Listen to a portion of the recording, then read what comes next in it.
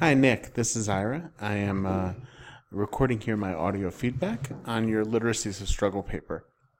And my hope is that this audio feedback will be useful to you in two major ways. One, just from a writerly perspective, I have thoughts throughout that are about things that you're doing that I think are really effective or really compelling, things that you're doing as a writer, and also things that I want to encourage you to think about as sites of possible improvement or deepening of the strength of your writing. The other thing, in some ways more important thing, I want to sort of engage with a series of the really interesting points that you've made through this Literacies of Struggle essay, and reflect back a number of the moments at which you're articulating something really, I think, compelling and engaging and interesting, and also at the same time suggest a few ways that you can challenge yourself to push a little further, especially with regard to the systematicity of your approach, how systematic your definition is. So those are the kind of two things that I'll be trying to do here in this feedback. And I want to start off, though, by just saying I really enjoyed this. I think you're thinking about literacies of struggle in a really engaging and interesting way. And I appreciate you taking the assignment so seriously. So I hope that my feedback as a whole will be sort of useful as you're finishing up your final project, thinking about the argument that you're making, and thinking about what it is that we've been up to here, how it all fits together, what you've been doing this semester, and why it matters to you, what it means, and where this final project that you're working on right now fits into all that. So, when you come to ask the question, what are literacies of struggle, you offer ultimately this definition. A literacy of struggle is the way in which oppressed communities or groups, be they minority, marginalized, ostracized, etc., come to understand and articulate their struggle. And I think that's a great starting definition. It's really useful. So it's a way of understanding, and it's a way of articulating struggle. And it's not just anybody doing it. It's oppressed communities and groups. So it's not people who are feeling bad but are not in some way oppressed. So we would say, for instance, probably that white lives matter protesters or blue lives matter hashtaggers are probably, by this definition, not enacting a literacy of struggle because they're not in fact oppressed. They're unhappy about something, but they're not actually being oppressed. And so that seems like it's the foundation on which literacies of struggle in this way that you're offering is built. And then it seems like the two things that you're saying are core is understanding and articulating struggle. So it's not just about understanding, it's also about making known, expressing, communicating effectively about. And though it's not just about saying things to other people, be they also minoritized in some way, or potential allies, or even foes, it's also about self-understanding, and specifically the self-understanding of struggle. So I think that, anyways, this is what I take you to be saying. I think that's really interesting. It's a really useful way to start off. And I think your strategy of kind of breaking out into literacy and then struggle and treating these differently, trying to understand them each on their own, and then bring them back together is definitely a viable strategy, and I think in many ways well accomplished here. I have a couple suggestions for how I think you could do that more strongly, but we'll come to those. So anyway, I think you're starting off with this really, really strong concept. And one of the things that I want to ask you, though, also right off the bat, and I'll kind of come back to this a couple of times, is where do literacies of struggle come from? How do they get transferred? How do they get transformed? Do people who learn them, who become literate in struggle, do they apprehend themselves as struggle literate? the same way we might apprehend ourselves as digitally literate or civically literate. So that's the kind of one of my organizing questions for you is just, and again, this is not actually a commentary on how well you did the paper. This is my comments aren't really evaluative of the literacies of struggle paper. That's not the goal. These are questions that I think are really interesting, and they come up for me in engaging with what you're writing here, and I hope that they'll be interesting and useful to you as you're thinking your way through the final project. So, how do literacies of struggle come into being? How do they get passed along?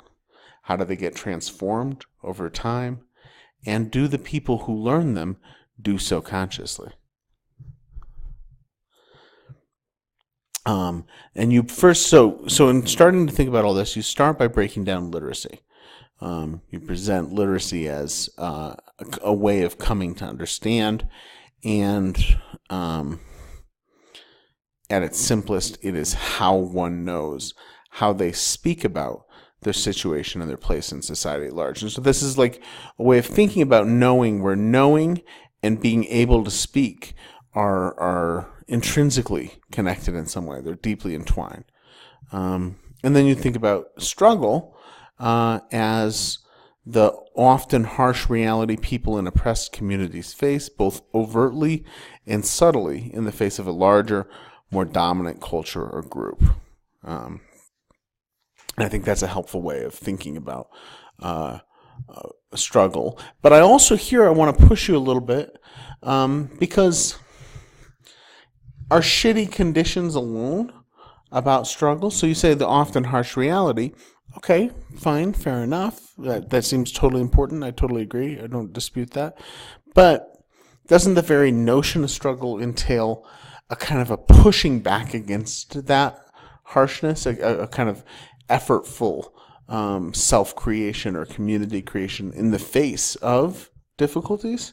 And so I wonder if that might need to be a little more deeply written into your thinking about this right from the start, is that struggle is about more than just difficult conditions or harsh realities.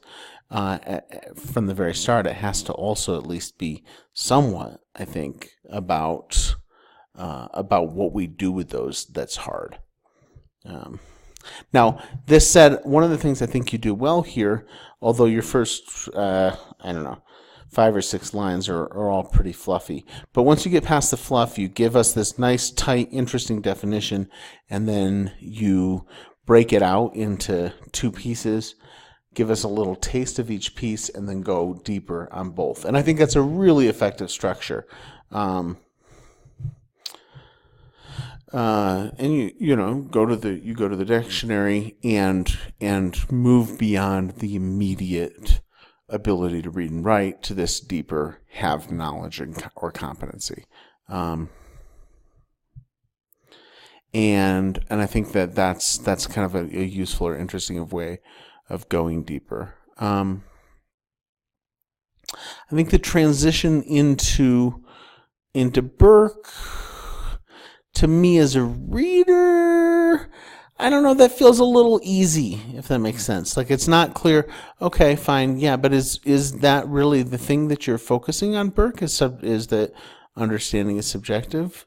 It seems like what you're going to Burke to get is something that's not just subjectivity, but about shaping, about literally actively affecting our view of the world. And so I think when you look at the transition, one thing you can think about when you're building stronger transitions is, what does it look like to build the core idea back into the transition? So not the general connection, but actually the specific connection that you're going to tease out later. Another thing you might want to think about, your paragraphs, they get a little German. And I say this without judgment because I'm somebody who habitually writes extremely long paragraphs. So truly no judgment. But I'm also somebody whose editors are habitually breaking up his paragraphs, enough so that these days I break them up myself. And so one thing I do want to encourage you to think about as a writer is, what does it look like to break up some of these paragraphs? How would you break them up, and where, and why? So like, what writerly goals can you accomplish by thinking about the paragraphing a little bit differently? And I want to suggest that that might help you sometimes keep the thread a little tighter, where it sometimes weaves out and then comes back in, which is sort of what feels like it kind of happens here with Burke. Not that I don't think you're saying a reasonable thing with Burke, because you are, but that it feels like it strays a little bit away from that question of, well, fine, cool, what are literacies of struggle? How does this help us think about literacies? And we do get a bit of that in the middle. I think this, how deterministic screens shape our view of reality, and you turn to the Dene word for turquoise and think about what's at stake in that. But then we kind of lose the thread a little bit, right? So we say that, and then as readers, we're like, okay, but what do we do with that? How does that help us understand literacy? What does that tell us about literacy? And as a reader, I'm needing more from you there that like lays out, cool, what are the consequences for thinking about literacy as understanding or competence? And the other thing that lets you do as a writer is then make a tighter transition. So right now you're making what I think of as the and then transition. And the and then transition is when you know the thing that needs to come next, but you don't have a clean story about why it comes next. What should be happening? So here we're another individual that comes to mind. Yeah, fair enough. Again, fair enough. But I think you can build a stronger transition there. And I think the way that you can do that is by making sure that you're tying all the way back up to the organizing idea.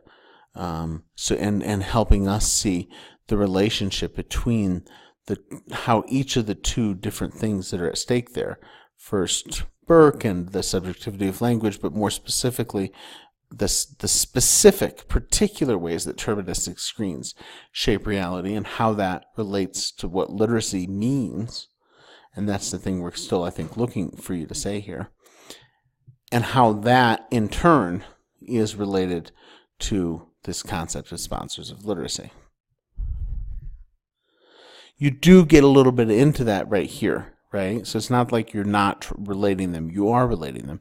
I just want to encourage you to think about your transitions as places to make a stronger relation that routes back through the organizing idea, thesis, in this case, your definition.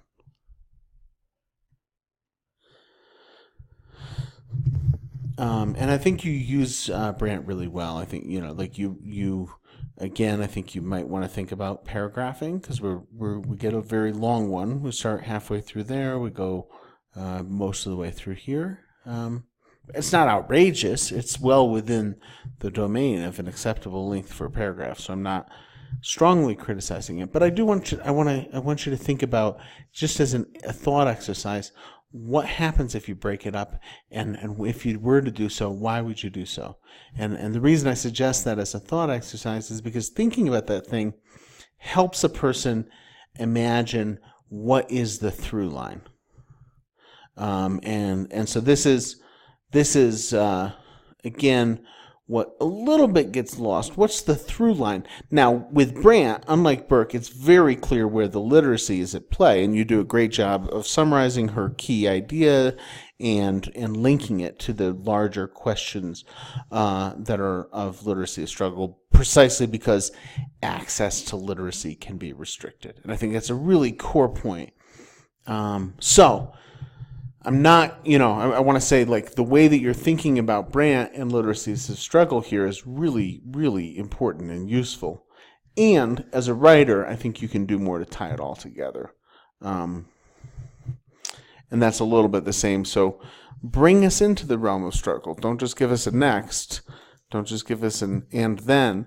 But help us think about, how is all this leading us to think about struggle? What is thinking about the way that restricting access to literacy is interwoven with both the conditions of struggle and the actual acts of struggle itself?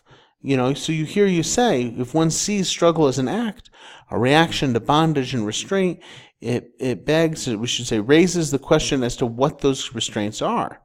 And that gets us to oppression. But I want to kind of stop you just a second earlier and say, well, not just what the restraints are, right? What the possibilities of negotiating those restraints are, what the possibilities of changing those restraints are, which is why the access to literacy is restricted. So I think there's more to be said here about the deep relationship between literacy and struggle, or at least their possible relation.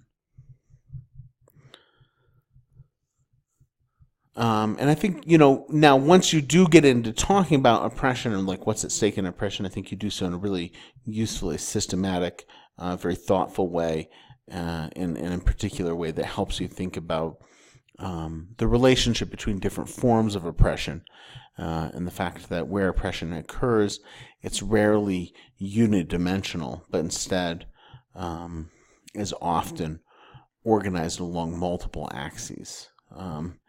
And that when oppression changes over time, as in the case of the oppression of women in the United States, it does so not by just disappearing, but rather by changing forms. And so this idea that oppression changes forms over time, and also oppression looks different depending on how our oppressions intersect, I think those are really helpful ideas for thinking about what's at stake in the conditions for struggle, as indeed you do. I think you talk really effectively about all of that. And I like your turn to visitor as well, and what's at stake in survivance. But I also hear, so like you say, this concept of native resistance, of the creation of a narrative, is what a literacy of struggle is all about.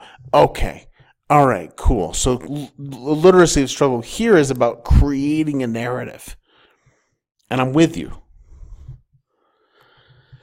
And at the same time, I'm wondering, okay, but where did the understanding go?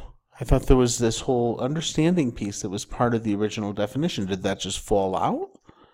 And this is where, as a reader, I think you've got more work to do to bring your readers along. Sorry, as a writer, I think you've got more work to do to bring your readers along, to help your reader keep the thread cleanly tied back to the original idea. Because what's happening here is you're working with part of the original idea, and frankly, it's great. It's really well developed. But other parts of the original idea are kind of falling by the wayside somewhat, and it makes the writing less compelling than I think is otherwise possible for you.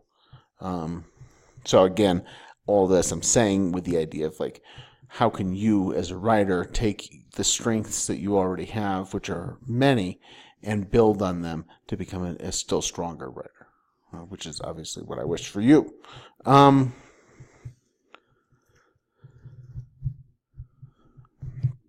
So once you've laid out these multiple dimensions of literacy of struggle and thought about the concept from a few different angles, you turn to test it out. And here I think, you get a lot into the general description of what is the state of affairs, which I think is crucial. There's no way around it. It's got to be, right? We can't understand this without understanding the history, without understanding what Dunbar Ortiz shows us.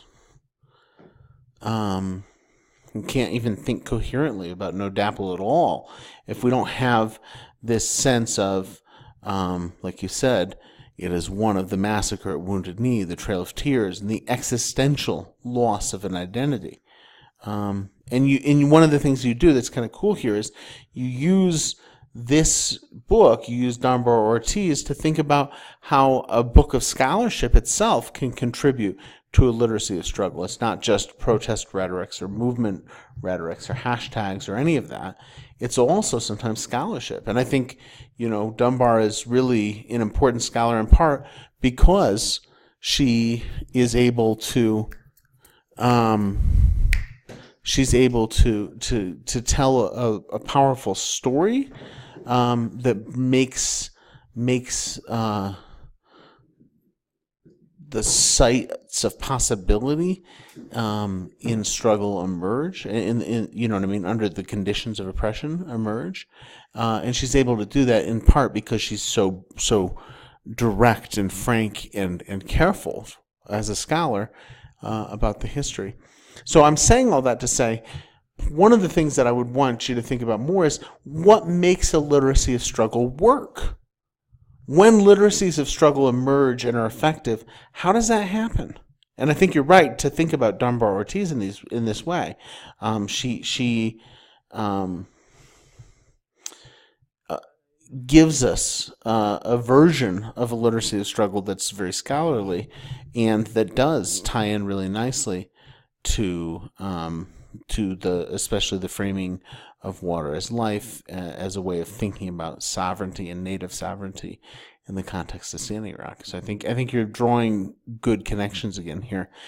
And, I find myself wanting to say, so again, how do literacies of struggle come into being? Where do they come from? What kinds of shapes can they take? Why? At the level of the No Dapple protest itself, I like the use of water as life as a kind of a representative anecdote, something that shows up not just in that struggle but in many others. But I also kind of find myself wanting to know more about, okay, well, what makes this a literacy struggle? How is this working? How's it coming into effectivity? You explain the argument. It has a simple premise that the protection of water trumps the desire to build ever more infrastructure. That's the argument. But what makes it work in the ways that it does work, and how does it work?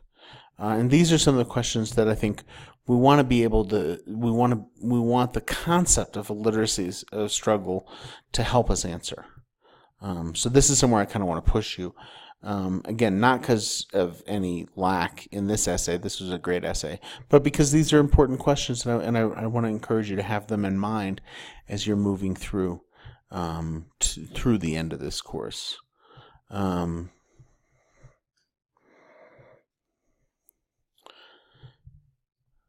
that comes to this moment here where you're talking, it's not just how oppressed people try to vocalize their own plight, it is how they achieved their means of vocalization in the first place. And I think that that's key and crucial, and one of the things that I hope you'll kind of keep in mind going forward is more about the specifics of that. How does that happen? How can you as a person in the world contribute to that, learn from that? How do oppressed people achieve their means of vocalization in the first place? How does it work? So I think you have, in this essay and in your subsequent work for the class, you've really thought very carefully about a lot of these questions that I'm asking already. And I'm asking them in hopes that just kind of having them linger with you as you're working through the final project for the course will be sort of helpful in doing some of that systematizing, some of that making it all hang together that is ultimately work only you can do for yourself. And I think you're well along the way to doing. So thanks again. I really appreciated having you in the class, Nick. If you want to meet and talk about the paper or anything else, send me an email, and I'll happily meet with you Monday or Tuesday next week, or some other time just to talk. Thanks a lot. Talk to you soon.